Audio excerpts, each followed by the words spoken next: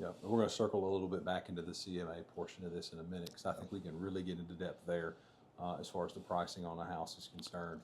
But we've gotten under contract. The buyers of my house have requested a bunch of repairs. Do I have to do these? Yeah, great questions. All negotiable, right?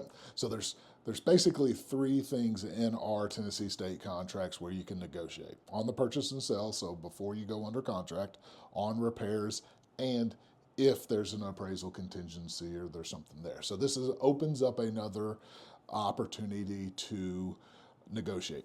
Now, a couple of different ways to do that, right? A lot of times, as the seller, we're talking about selling your house now. We don't want to do these small little repairs.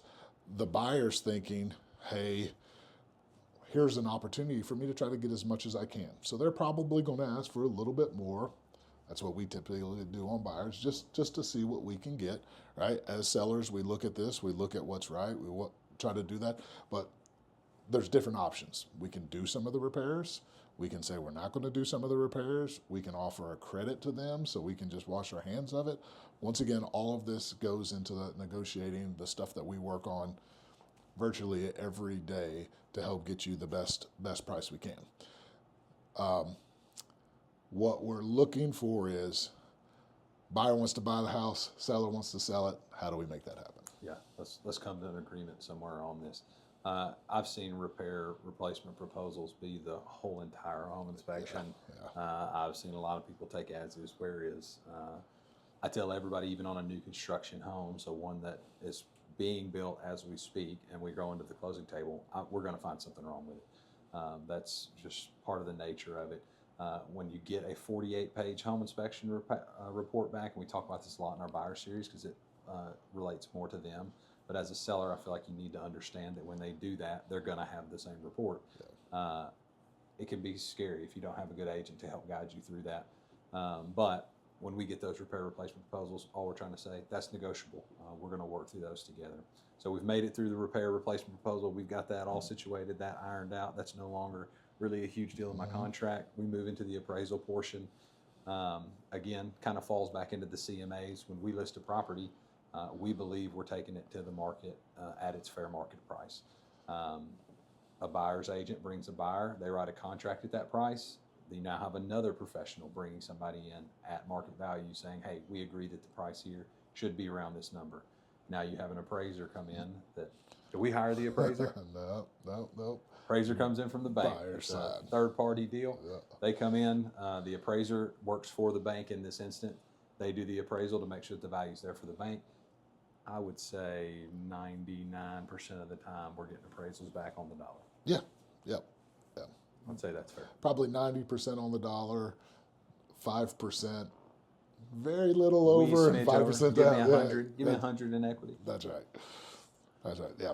The appraisal process is very interesting. You know, I had a mentor tell me one time, one of the kind of scripts he uses with his sellers is, I've got to sell your property 3 times. I got to sell it to you on the right price. I've got to sell it to the buyers or buyer's agent, and then I've got to sell it to the appraiser to actually give that value. I thought that was a little bit interesting on selling it to the appraiser to show that value. And as a good listing agent, that's part of our job, right? We need to make sure that we're providing the appraiser with enough comps or enough value so that they can say, yeah, it's worth the bank or the lender to lend off of this. So, still a very important process, but one that's and one most banks are going to require. So if there's a loan against the property, let's say I got a cash offer on my house, Eddie, and the buyers still want to do an appraisal. Can they do one? Absolutely. All depends on the purchase and sell if they ask for one or not. So you have to write that contingency into that purchase and sell to be able to make it contingent on that appraisal. If it's not in there and they get it appraised, they can't use that as a way to get out of the contract. Right. You can still do it for your knowledge, but you can't use it as a contingency. Cool. So we've made it through all the deals in the contract. We're ready to go. We sit down and close, and it's no longer our home. Well, still got to find a walkthrough. Yeah. Right? So buyers are going to come in last minute, either the day of or the day before closing. Typically walk through, make sure any of those repairs that we agreed upon are finished, and it's in the same or better condition minus wear and tear, normal wear and tear, So if you're moving out and you take your dresser and you hit and tear up a wall, you got to repair that. But that's for that final walkthrough. Get through that, heading to the closing table. Home free. Home free, that's the fun Sign part. that collector right? check. That's right. Well, if it's a terrible market, don't collect your check. We'll make sure that doesn't happen to you. That's right. We like people collecting checks at closing. Cool. So that's the home selling process. Obviously, we can go much more in depth with that. But at the end of the day, you hire the right professionals. They're going to walk you through all that. We're those guys. So feel free to reach out to us. Next, we're going to jump right into the CMA, or the competitive market analysis. And that's where the funny Zillow joke comes into play. Yeah.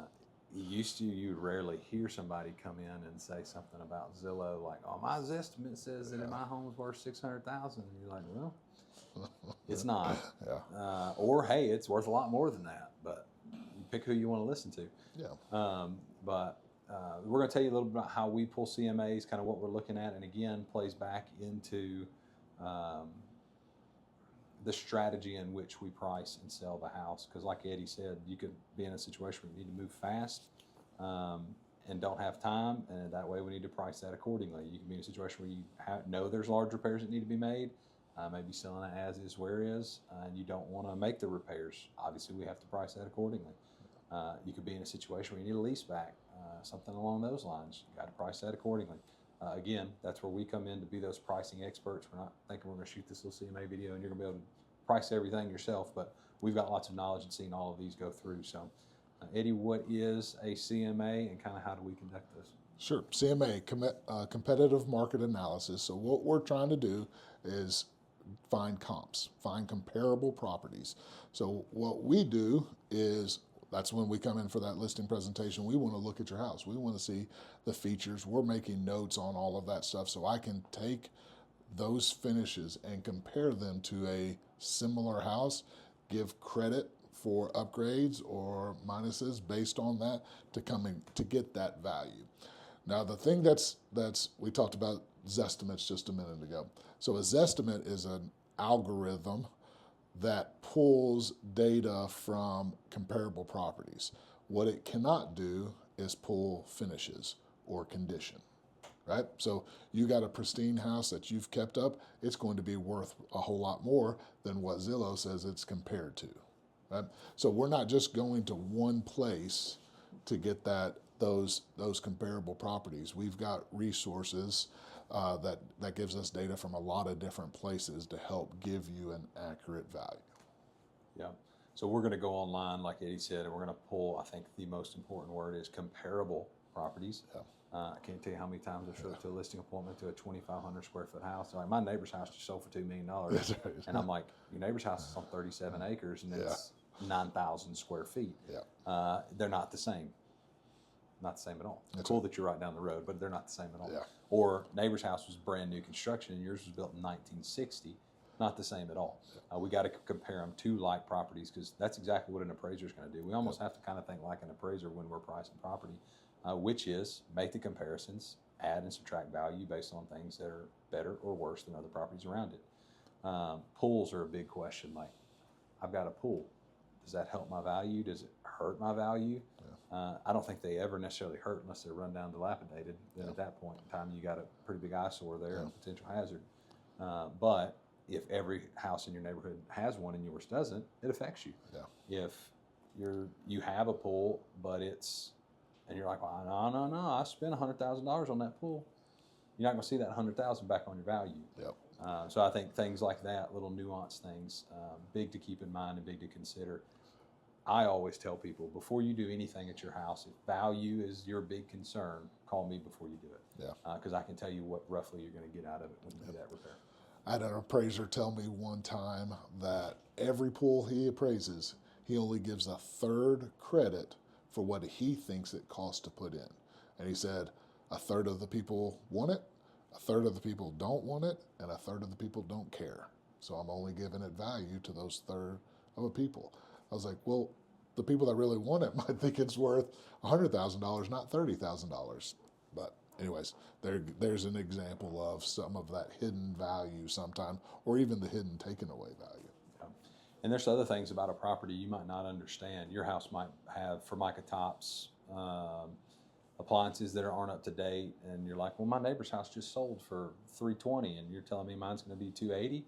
Okay, well, they put in the granite or quartz countertops, they put in the nicer appliances, they refinished and redid all the floors, they painted.